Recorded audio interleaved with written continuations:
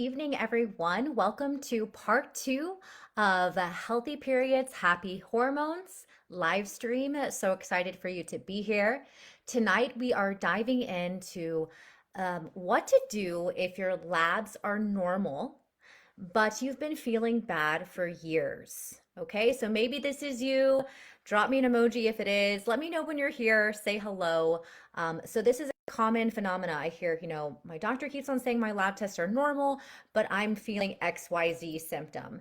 And, this is persisting for years. You know something is not normal, but yet all of your blood work just says that, everything's normal. So you really shouldn't be having these symptoms, but something's off, you're not feeling right. So why are these lab tests normal? And that's what we're going to dive into tonight. Some possible reasons, explanations, and I'd like to leave you feeling empowered. Going to give you some really helpful tips that you can take with you after this live stream.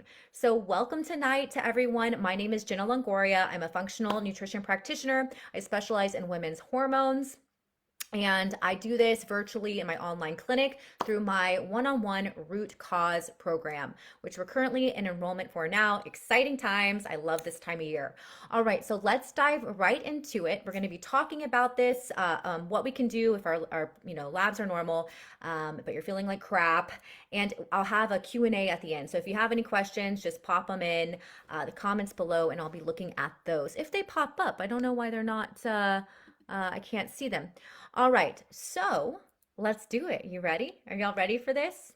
Okay, so first of all, this is very important to understand that there are two ranges that practitioners use. Okay, so we have a functional range and we have conventional range. Okay, so if you're going to your doctor, most likely any doctor that takes insurance is going to be allopathic, Western medicine, and they're most likely going to be using these conventional ranges, which guess what?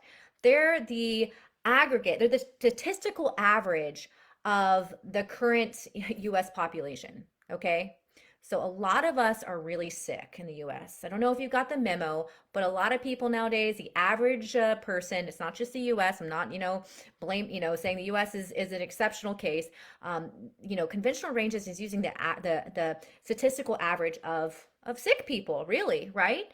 And, do you really want your blood test to be based on this? I know I don't. I want my blood test to be the statistic of healthy, thriving people. And that's what functional practitioners like myself, integrative practitioners, we use functional ranges, and that is the statistical average of healthy and thriving people. And this makes a huge difference. So remember this when we talk about this, because that is super, super important. So how your practitioner is actually reading the results makes a huge difference. What ranges are they using? So let's talk about thyroid for example. Let's break this down with thyroid, because I know a lot of you have thyroid issues. A lot of you have Hashimoto's, which is immune thyroiditis, or you have hypothyroid. Some of you, it's more rare, have hyperthyroid or Graves' disease, but actually, most of my clients, the majority of them, some type of hypothyroid or Hashimoto. So let's talk about thyroid. So first of all, I get so many women coming to me. All of my clients have come to me and their doctors say that their thyroid is normal. Okay. And when we look at their thyroid results in my root cause program, they're not normal. And there's a reason why they've been feeling chronically fatigued and have had trouble losing weight, losing hair, fatigue, even depression. And it's because their thyroid is not normal. So most doctors will test TSH, thyroid stimulating hormone. Okay. This is usually the one marker you'll get when you get your blood work with your doctor. And if this causes concern, your doctor might run more thyroid labs. Okay, but here's why TSH is not a very good marker. And I'm going to break down for you which markers you should be asking for in this video, right? Because I want you to be leaving empowered, and I want you to know which blood tests you should be asking for. Okay, so TSH is a brain hormone. It's our pituitary gland releases thyroid stimulating hormone. So it's a brain hormone. It's not even a thyroid hormone. It talks to our thyroid gland, which is like a butterfly-like gland, and it tells the thyroid to release T3 and T4. Okay, and those are really the important ones, especially T3. So T4 converts to T3. T3 is active, it's what gives us our superpowers. Okay, so they'll test TSH. Now, conventional ranges say that if your TSH is above 4.5, then you've got a problem. Okay, but functional ranges, we want it under 2. Do you see the huge difference here? I've actually had a client come to me and her TSH was like at 4.2 and her doctor still didn't say, "Hey, you might be in the gray zone. Maybe we should start doing something." Even when she was coming to him or her, I don't know if her doctor was male or female, with symptoms of chronic fatigue, hair loss, weight loss resistance. Yeah, frustrating, right? Okay, so TSH, not enough. This is what you want when you're testing thyroid. Okay, this is one reason why you might be feeling like crap, but your blood work is normal. It's because A, it's probably not normal. They're using conventional ranges. Two, you're not getting the right biomarkers tested. So for thyroid, we want free T3, free T4. We want your antibodies, so TPOs are very, very important because that gives us a insight if it's Hashimoto's, an immune condition, your immune system attacking your thyroid. And reverse T3 is also really great. It can sometimes be expensive with blood work, so I say if it's super expensive, don't get it. Just make sure you're getting the free T3, free T4, and the antibodies. Okay. And the TSH too, it's helpful to have it with all of that, but that is very, very, very important. Okay. All right. So you're getting the right blood work done. You have someone, a functional practitioner who's using functional ranges. Go you. I bet that you're going to get some answers with that. I know you're going to get some answers with that. Okay. So let's talk estrogen. Woohoo! This is so much fun. I love estrogen. I can geek out over estrogen all day long. But for simplicity's sake, I'm going to break this down simply for y'all and not bore you to tears with how amazing estrogen is, why we need estrogen. It's an amazing hormone. It gets villainized a lot. We're like, oh, estrogen dominance, estrogen dominance. Yeah, estrogen dominance is a huge issue. I see it all the time. But actually, I see half of the time my women not having enough estrogen. Okay, so let's talk about this estrogen. Okay. So when you're in perimenopause, your body starts making kind of going roller coaster of estrogen. That can be a thing too. We can be estrogen dominant, especially women with PCOS, endometriosis. We tend to have issues with estrogen clearance that can make our symptoms worse. But here's the deal. Blood tests don't show you the full picture of estrogen. If you're just going to your doctor and getting a blood test, you are getting 30% of the picture, my dear, like 30%. And that's because blood tests do not show the metabolites. And that is how the estrogen is metabolizing in your body. And there's a lot of different ways that the estrogen can metabolize, okay? There's a protective pathway. There's a pathway that can lead to cancer, breast cancers, uterine cancers, and cell damage.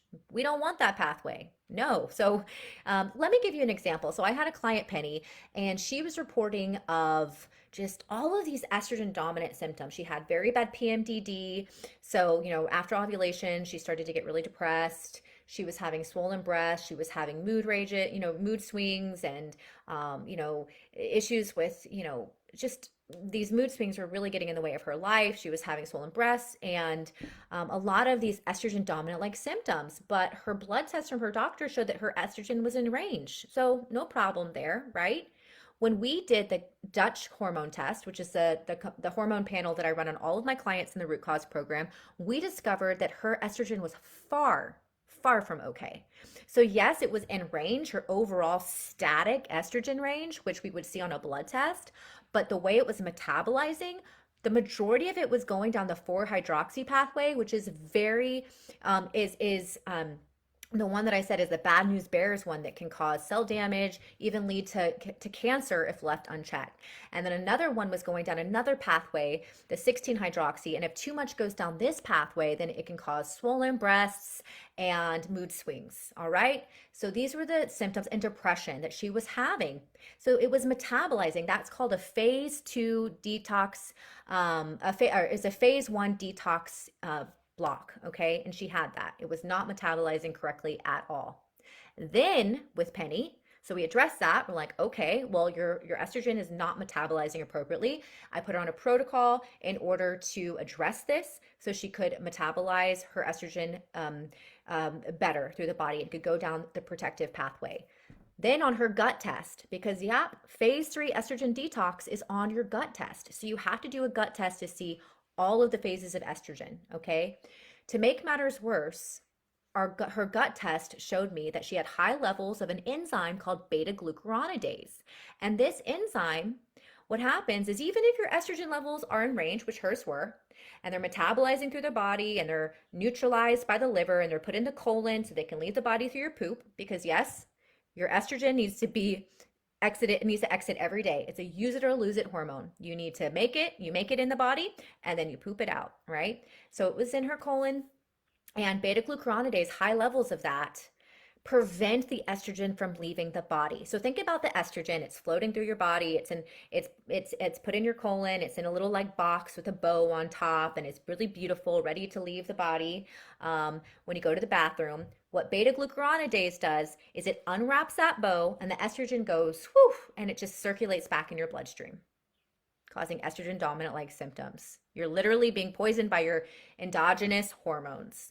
Okay, so yes, when she went to her doctor, she had been going for years, having these issues for over 5 years.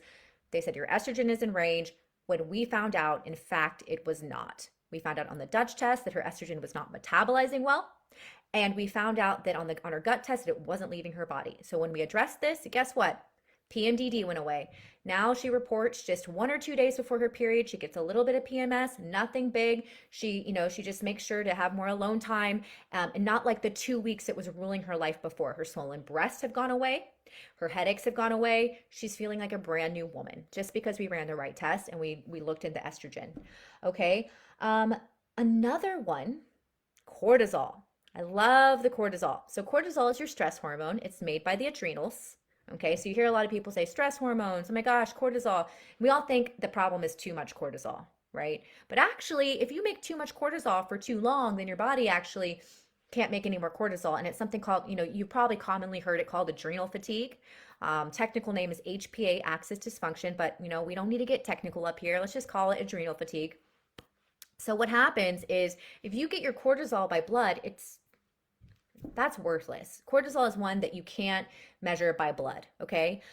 You could do a saliva test. That's a bit better.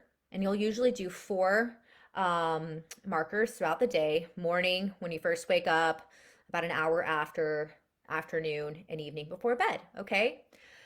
So if the thing about the saliva test is that it doesn't give us a full picture once again, okay? So take, for example, I had a client, she was reporting chronic fatigue, was not feeling well. Her doctor actually gave her saliva cortisol test. I was very, very impressed with that. So he gave her a saliva test. It showed that her cortisol was fine. It was great. Her 24-hour cortisol, beautiful. In the morning, she had enough cortisol, wasn't too high, wasn't too low, was gradually declining in the day, afternoon, evening. Said, yeah, your cortisol is fine. Your adrenals are fine. You should be having energy. Your thyroid's fine. Was her thyroid really fine? No, it wasn't, because she was a client of mine. We found that out. But was her cortisol really fine? No, it wasn't. So we tested her with the Dutch hormone test, the dried urine test, which is the only test that can show you both windows of your cortisol, both metabolites, okay? So the saliva test just shows your 24-hour free cortisol, which is the cortisol that's bioavailable, that's in your body, that you're able to use in that real time, okay? Bear with me, okay? All right, I know I'm getting geeky, but that's why you're here, because you came here to learn and you want to feel better, right? So you got the 24-hour free cortisol running through your veins, through your body, through your bloodstream. Metabolized cortisol is we can only see this in a dried urine test. And the metabolized cortisol is your adrenal output. That is what your adrenals are actually making, not what your body is using. So when we ran her Dutch test, holy moly, she was barely making any cortisol. The metabolized cortisol was so low. I was like, how is this woman even functioning and getting out of bed? Like, why has no one listened to her? No wonder. When I saw that, I was like, this is a woman who's really good at faking being there for her family, being there for work, doing all these things, faking this energy, and no one's been listening to her for years. And it was so low. Then her 24-hour free cortisol was in range. And that's what the doctor tested with the saliva test. And here's why, because our bodies will always compensate. Our bodies will try to get to homeostasis. So she was clinging on to any of the cortisol she was making to use it. And there was also that signifies a thyroid issue, and that clearance issue is like that. And we discovered that she did have a thyroid problem. Her doctor wasn't running the right test. She had hypothyroid and she wasn't making any cortisol. Poor woman, right? So we fixed that. We increased her cortisol levels. We supported her thyroid. She now has more energy. She wakes up feeling refreshed, right? So this is what the right test can do for you, and making sure you get the right markers. All right. So this is another one. Timing, timing, timing, timing. So we've discussed so far what ranges to use, functional versus conventional. And then we've used the right tests to use. And now we are going to go into the timing of the test, because this is my favorite one, and it's always missed. Raise your hand if your doctor has told you to come in for your blood work on what day you should be taking it. If you have a full blood panel, did they give you a certain day to take it? Did they encourage you? Did they tell you a day for these certain hormones? Because if not, you're not going to get you're not going to get the accurate reading. Okay. So for instance, progesterone is a hormone that's released after we ovulate. Okay. So if you want a reading for progesterone, you need to take it 5 to 7 days after you ovulate. So typically you hear day 19, day 20, day 21, but that's assuming that you ovulate on day 14, which we know is not the case for everyone. It's actually I can't remember the percentage right now, so I don't want to say a false percentage, but it's very low, the amount of women that ovulate on day 14. So let's take, for example, if you ovulate on day 16, count 5 days, 78, 21, right? Yeah, you wouldn't take it on day 21, around there, 22. So 5 to 7 days after you ovulate, because the progesterone levels after you ovulate get higher and higher, and they're revving around 5 to 7 days after you ovulate. There are a lot of ways you can find out, to confirm ovulation. There's something called Prove, Proov, Prove strips. You can pee on those, 5 to 7 days after you think you ovulated, and it will confirm that there's progesterone in your blood and your urine. And then you can time your test then. You can take your test then, or know that you ovulated, right?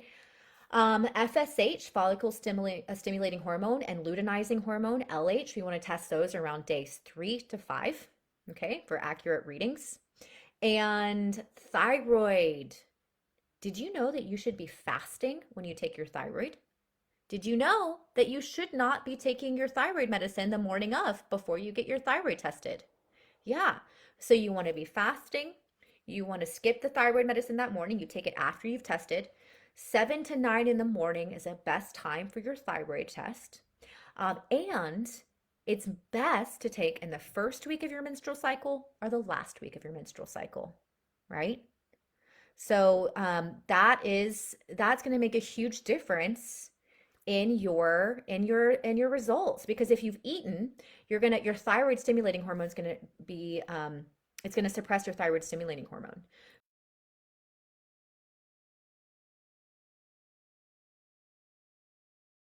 Repeat that real quick. You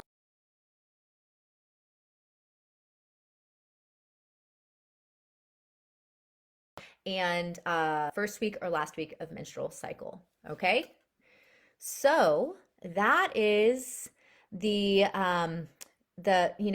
in a nutshell, and I can't see your comments here, so I'm gonna I know that there's some, but they're all grayed out for some reason. Facebook is not letting me see the comments as they come, so I'll go back and answer your comments in the section below.